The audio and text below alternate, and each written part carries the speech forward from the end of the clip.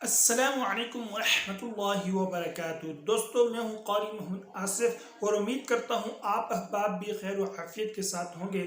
دوستو، الحمدللہ ثم الحمدللہ ہمارے مخارج کا سبق چل رہا ہے۔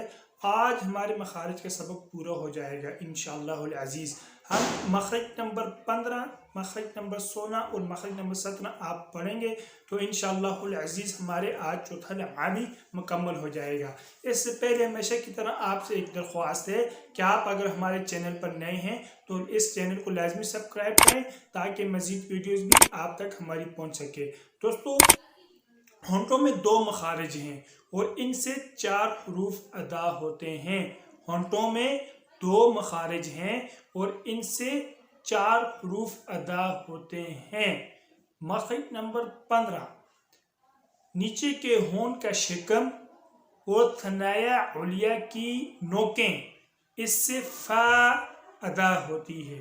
نیچے کے ہونٹ کا شکم اور ثنایا علیہ کی نوکیں اس سے فا ادا ہوتی ہے۔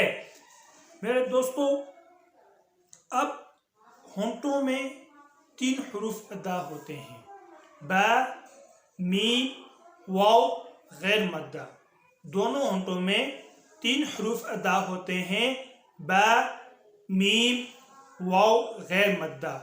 با دونوں ہونٹوں کے تری والے حصے سے ادا ہوتی ہے۔ با دونوں ہونٹوں کے تری والے حصے سے ادا ہوتی ہے، اس لیے اس کو بحری بھی کہتے ہیں۔ اور میم دونوں ہونٹوں کے خشکی والے حصے سے ادا ہوتی ہے۔ میم دونوں ہونٹوں کے خشکی والے حصے سے ادا ہوتی ہے، اس لیے اس کو بری کہتے ہیں۔ اور واو غیر مدہ دونوں ہونٹوں کو گول کرنے سے ادا ہوتی ہے۔ اور واو غیر مدہ دونوں ہونٹوں کو گول کرنے سے ادا ہوتی ہے۔ ان چاروں حرفوں کا فا، با، میم، واو، ان چاروں حرفوں کا اصطلاحی نام شفویہ۔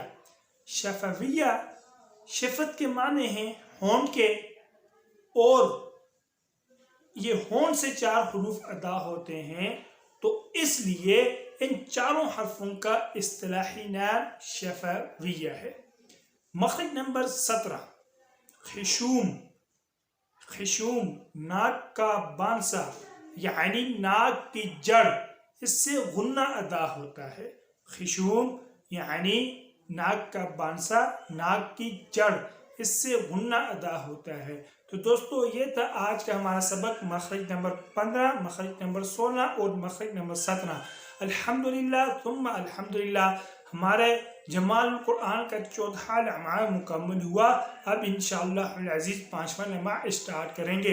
اگر آپ کو ویڈیوز اچھی لگی ہو تو ایک پیارا سا کمنٹس، لائک، اور اگر آپ چینل پر نئے ہوں تو چینل کو لازمی سبسکرائب کیجیے گا تاکہ آپ تک ہماری نئی ویڈیوز بھی آسانی سے پہنچ سکے۔ تو اپنے بھائی قاری محمد آصف کو بھی دعاؤں میں یاد رکھیے گا۔ اللہ حافظ۔